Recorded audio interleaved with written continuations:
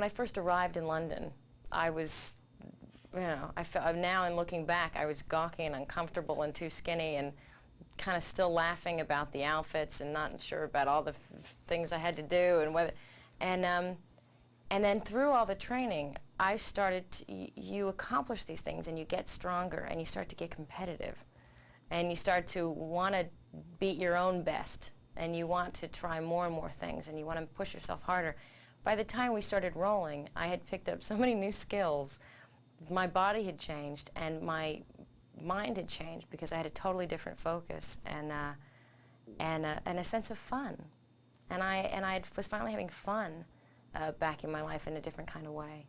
So yeah, by the time we had to do it and I stepped out and still a little unsure about the shorts, but yeah, I got used to them.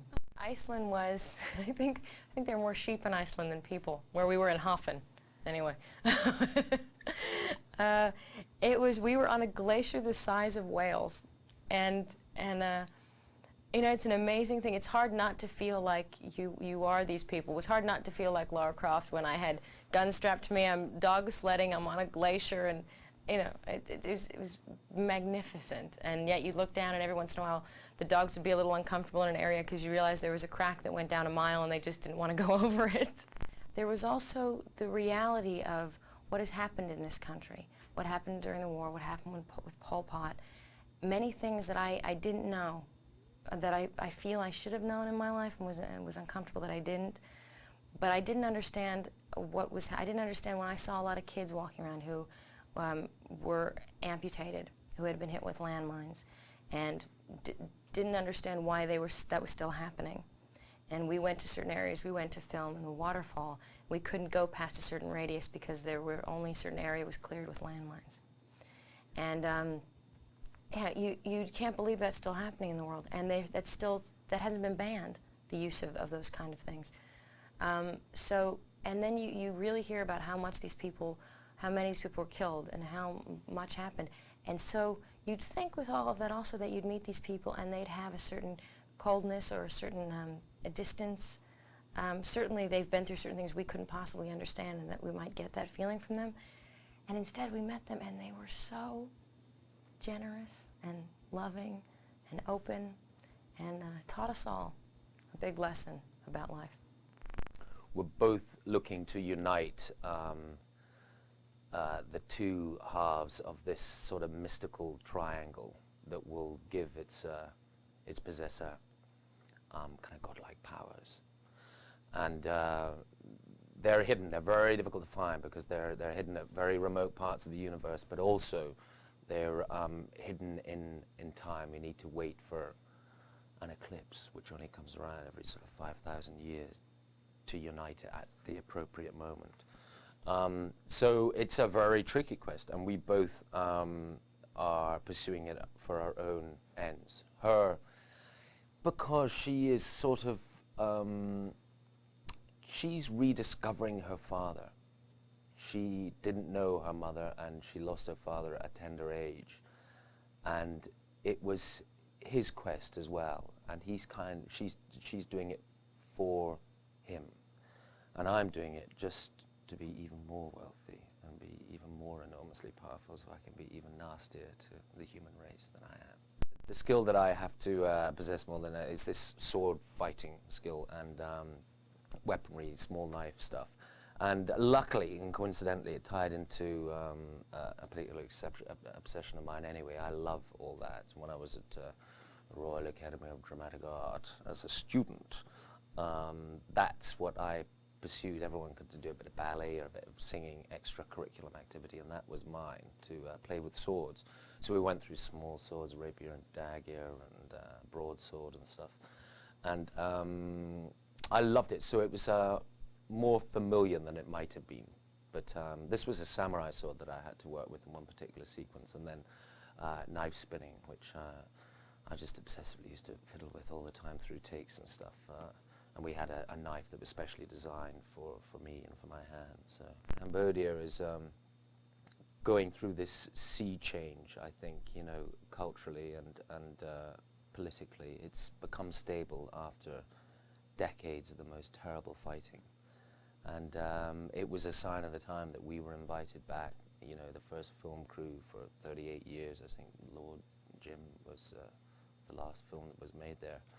And because there's stability, you know, and even though there, you know, certain precautions had to be taken because the place is covered in these landmines and stuff. For, you know, it's really tragic, the state of the country. We had sort of minesweepers going in, clearing for the big vehicles coming in and stuff.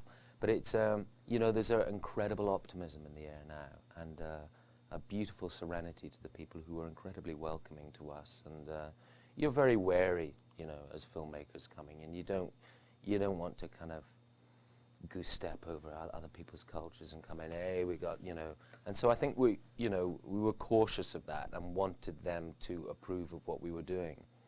And I think Cambodia particularly, and curiously it kind of ties in with a spiritual enlightenment that Lara gleans from Cambodia itself. We as a group filming there were really touched by the experience in Cambodia. Bryce is a sort of technical guru, and he can sort of make anything pretty much, and he's Lara's sort of eyes and ears in the field, and sort of communications man, and he's also Lara's friend and confidant. Yeah. It's a very dangerous environment, you know, because I mean, you really you can't sort of play around there, because you know, if you fall in that water or anything, you're dead in a couple of seconds, and there's mile deep crevices everywhere, and you know, I got altitude sickness one day, and you know, you start talking to yourself and things like that. I mean, you know, people, it's like any extreme weather conditions, the desert or ice is very dangerous to film in, but I'm really glad we went there as opposed to doing sort of green screen stuff, because it, you know, you can't fake that sense of reality and richness that you get from nature.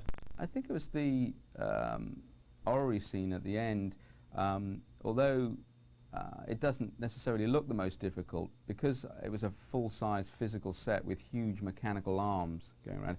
It was an incredibly dangerous set, and we had to make sure that everyone was standing in the right spot at the right time, and everything was carefully measured, because when those arms come around, they weigh 3 tons each, and if you're in the wrong place, you can get cut in half by them. So that was the most technically difficult, but I think visually the most impressive is the Cambodian tomb with the battle with the stone monkeys, which again was a good old-fashioned fight scene, but the characters weren't there, so I had to act it out for the actors, really, so that they could understand who was going to be where, and what was attacking them, and how big they were, and then I had to imagine, when I was framing the shots, you know, how many stone monkeys are running around in the background, and that kind of thing. So that's quite difficult to choreograph, because half the actors aren't there. I wanted to do something to show what Lara Croft did to relax before she went to bed, and she's not going to do yoga or watch TV like a lot of people. She's going to do something more elaborate, and so I came up with this bungee ballet routine. And again, I wanted to not just have it in there for its own sake. I then led it into an action scene and used her bungees within the action scene. And she can't, like some characters in films, actually run up walls herself. She has to obey the laws of nature. So it was a good excuse to get her to be able to run around on walls. But there's a reason why, because she's got bungee cords.